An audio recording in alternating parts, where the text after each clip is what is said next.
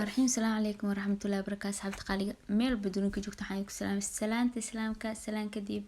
deeq maanta waxay wadaa fuul ayay soo sameysay digir ayay ka soo sameysay suugo yaro lagu quraacan karo maasha Allah please hadii aad nagu subtahay subscribe ka noo saar hadii aad ka heshay videoga like si share gareysi asxaabtaada noo wadaagaan commentigana waa xagiina insha Allah muhiimadeeda ma ahan wixii aan ka karinayo iyo sida oo karinayo inaan idin la wadaago laakiin muhiimadeedu waxay ahayd inaan videogan soo gudbiyo digirtana faa'iidooyinka ay leedahay oo badan insha Allah anigana leegula talshay idinkana inaan idin sheego insha Allah muhiimada waxa waaye digirta anaga geeyeen Soomaaliyeed aad looga isticmaala aad iyo aad dadkan Soomaali digirta way isticmaalaan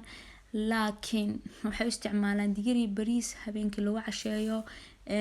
digiri galey lagu casheeyo lagu quraacan karo xataa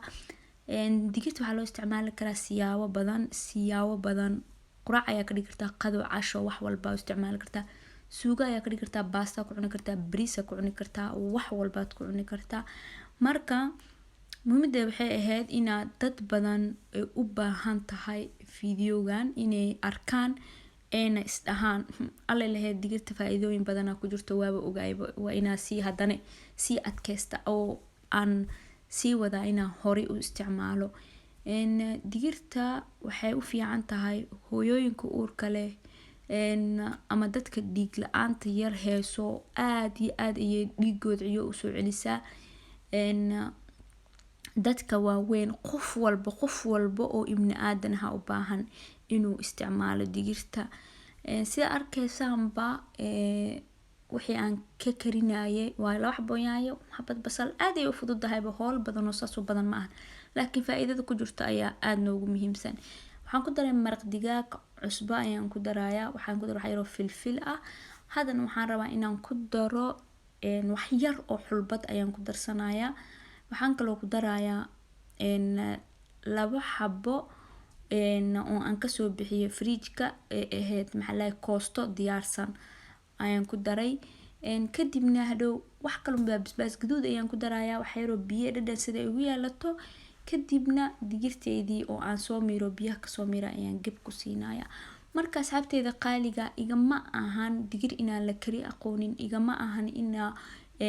qof walba uunan aqoonin sida digirta loo isticmaalo laakiin muhiimada aan soo gudbinayo waxay tahay faa'iidooyin badan ayaa ku jiro please ka faa'iida maxaa lahaye una gudbiya gabar walba hooyo walba oo taqaanid oo uur leh ha cunto digirta ha badsato dadka dhiig la'aanta heesane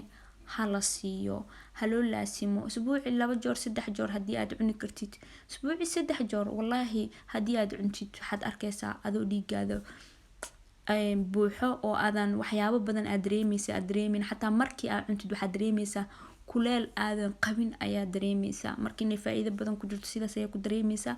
waa kaasa waa soo diyaarsaday hadda rootigeyga ayaan diyaarsaday insha Allah waan cuni doonaa waa mahadsantiin intaas ayaan rabay inaan idin la wadaago assalaamu calaykum waraxmatullaahi wabarakaatuh